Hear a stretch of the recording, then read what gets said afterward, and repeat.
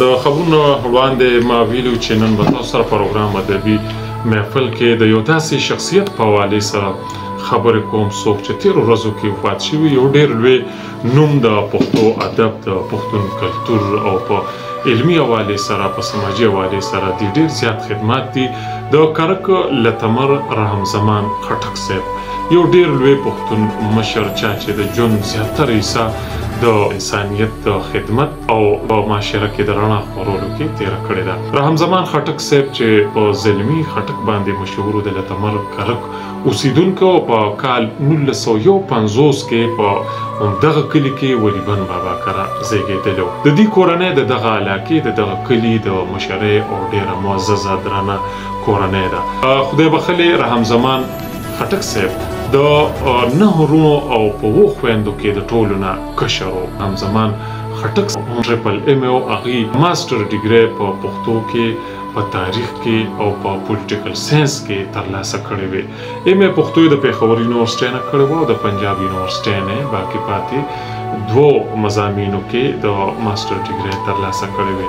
کال 1915 کې د نوکرۍ په سلسله کې پنډۍ ته راغی. رحم زمان خټک صاحب په کال 1918 کې لسم پاس کړو. په کال 1901 د کوارټ ګورنمنت کالج نه اف ایس سی وکړه او د هغې نه پس د بنو کالج نه بي ایس سی کړې وه. د هغې نه پس په کال 1903 کې د پېښور یونیورسټۍ نه پښتو کې د ماسټر ډیګري ترلاسه کړې وه. قدرمنو اورېدونکو، رحم زمان خټک صاحب ګڼاړخیز شخصیت او د لیډرشپ او د مشرۍ چې کوم صلاحیتونه نو یو خو هغه ته په خپله وینه کې د خپلې کورنۍ نه ترلاسه شوي، بل دی بیا چې په کالج په دور کې په هغه دور کې چې د مردان کالج، د بنو کالج او د کوارټ کالج کې د طالب علمانو کوم یونینز هغه وخت کې جوړ شوي د فیډریشن پښتون فیډریشن په نوم باندې، نو په هغې کې رحم زمان خټک صاحب د کوارټ د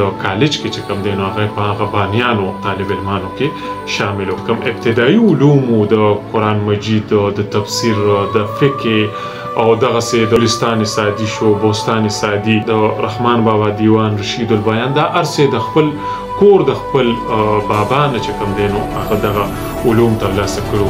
رحم زمان خټک صاحب د ژبو چې کوم علومو نو د هغې ډېر لوی استاذ و. د عربۍ ژبې کورسونه کړو، د فارسۍ ژبې کورسونه کړو، دغسې د جرمن ژبې لینګویج کورسونه هم کړو.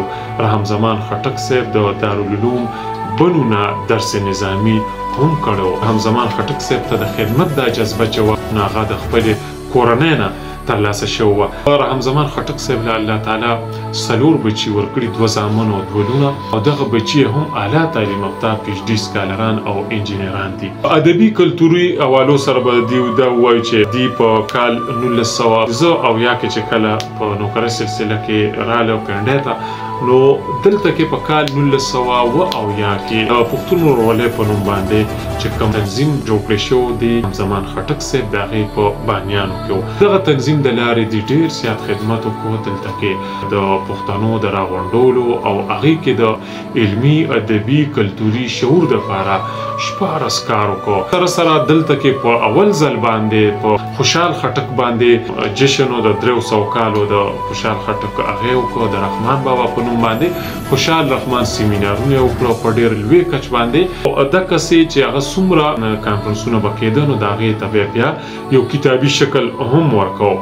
رحم زمان خټک صاحب لیکل چې کوم دی نو د طالب علمۍ د دور نه د خپل رور نقشبند خټک نه چې کوم دی نو هغه دغه فکر اغوستی و، د طالب علمۍ دور نه لیکل شروع کړي. په دغه وخت کې به هغې په بانګ حرم پېښور اخبار کې او بیا د چې کوم د په کالج میګزین او په بنو کالج کې روم په نوم باندې په هغې کې به دي لیکل کول. قدرمنو اورېدونکو، په ادبي ثقافتي تنظیمونو که چېرې مونږ خبرې وکړو د رحم زمان خټک صاحب پښتون ورورولۍ تنظیم بانیانو کې لتمر ادبي جرګه، سوتره ادبي جرګه، تل ادبي جرګه، پنډۍ ادبي جرګه او ویښ زلمي نومې تنظیمونه.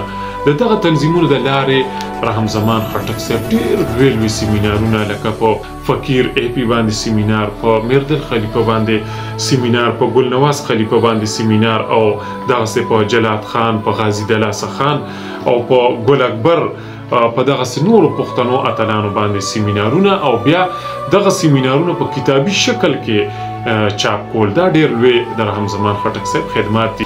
رحم زمان خټک صاحب د چاپ او ناچاپ کتابونو نومونه چې کوم دی د هیواد سرحدونه، لوړې جوړې، چونډاکې، وطني ماما، د پښتنو وروسته پاتې کېدونکي علتونه، بیا راپاڅېدل، تودې سړې، ورکلار، فکري لمسون او د تورو یون، دا د رحم زمان خټک صاحب چاپ او ناچاپ کتابونه دي. رحم زمان خټک صاحب ته د ادبي، کلتوري او علمي خدماتو باندې پښتو عالمي کانفرنس، پښتون کلچرل اسوسییشن اسلام آباد، پښتون کلچرل سوسایټي او پښتو ټولنه پنډه طرف نه ایوارډونه او د سرو زرو تمغې ورکړې شوي دي. رحم زمان خټک صاحب په خپل کلي د تمر کې د باچا خان د نامې لایبرري قایمه کړې چې پکې په زرګونو کتابونه پراته دي او دغسې د هغه سیمې طالب علمان، د ځوان کل خلک او عام خلک ته فایده پورته کوي.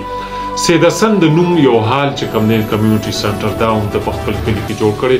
د خپل کلي علاقې د کونډو، یتیمانو، د بېوسه طالب علمانو مرستې کول، مالي مرستې کول، هغوی له کتابونه اخیستل، هغوی له جامې جوړې، د سکول کالج یونیفارم اخیستل.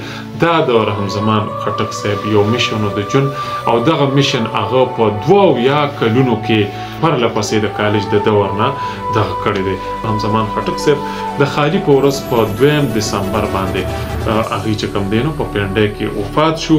په د اتوار په ورځ د دسمبر په 3 نیټه باندې په لتمر کرک کې خاورو ته وسپارلی شو. 3 بجې د دې په جنازه کې د مختلفو طبقو سره تعلق لرونکو په ګڼ شمېر کې خلکو ګډون وکړ. د هغې په علمي، ادبي او سماجي خدماتو باندې رڼا واچولی شوه. پښتو ادبي سوسایټي اسلام آباد د ګل په ورځ باندې په دسمبر په 4 نیټه باندې د خدای بخلي رحم زمان خټک په یاد کې یو درنه دستوره وکړه او په هغې کې د پنډه اسلام آباد پښتنو او علمي ادبي شخصیاتو چې کوم دی نو په ګڼ شمېر کې په هغې کې ګډون وکړو. پښتو ادبي سوسایټي اسلام آباد دا هڅې ډېره وستایله. اوس د غم لکه لوی غر دی راته پاتې، غم به نه وړي د چا په اړمونه، یا د ستا د مخ ثنا خوشحال خټک کا، یا د نه نیسي په ګوتو قلمونه.